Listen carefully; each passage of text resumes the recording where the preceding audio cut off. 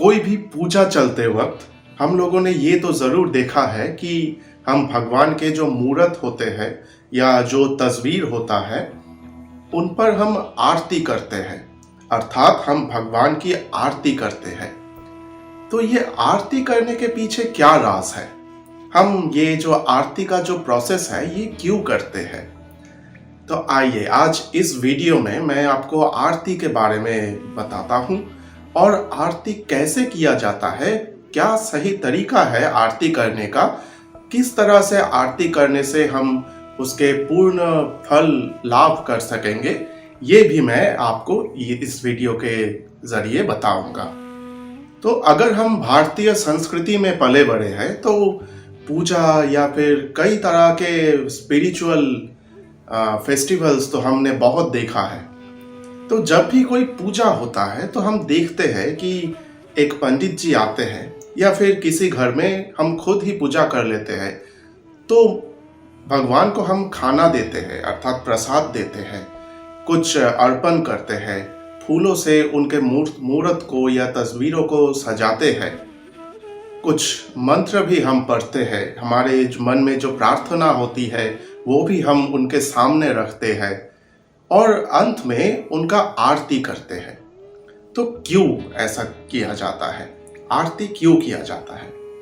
तो ये समझने से पहले आपको एक और चीज समझना पड़ेगा और वो ये है कि देखिए, जितने भी सारे देवताओं के जो रूप होते हैं, जैसे शिव जी का अलग एक रूप होता है, विष्णु जी का भी एक अलग तरह का रूप होता है, कृष्ण जी का अलग रूप होता है, हनुमान जी का अलग रूप होता है, देवी दुर्गा, माता गौरी, देवी लक्ष्मी, देवी सरस्वती, गणेश जी, हर एक देवता के अलग अलग रूप होते हैं।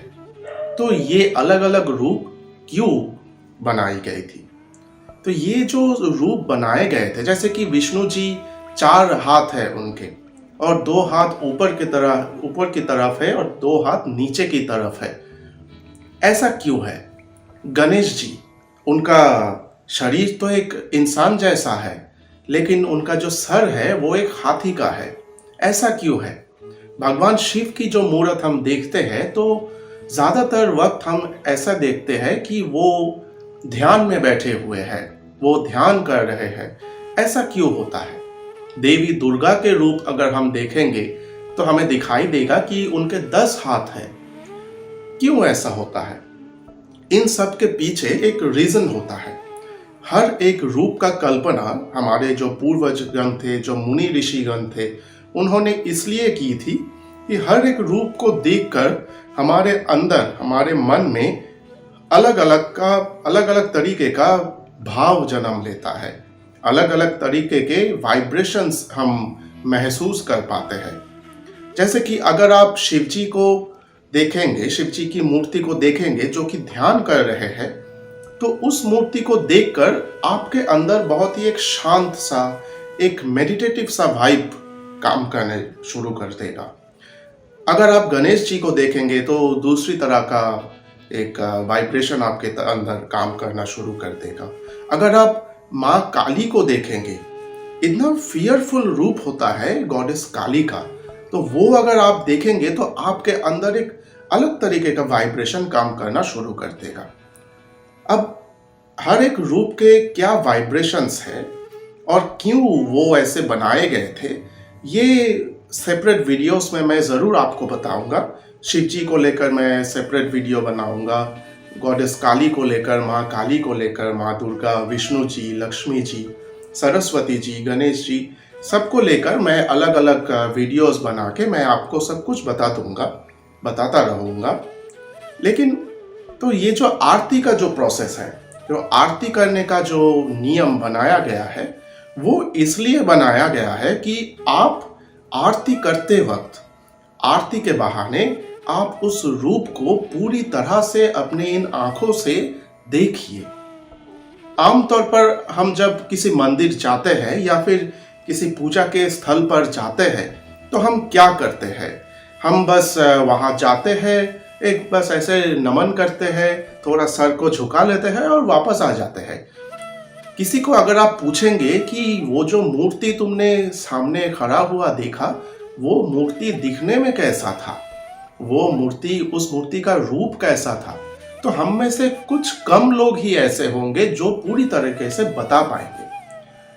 तो इसी के लिए आरती का इन्वेंशन या आरती का शुरुआत किया गया था कि आरती करते वक्त हम उस रूप को बारीकी से देखते हैं।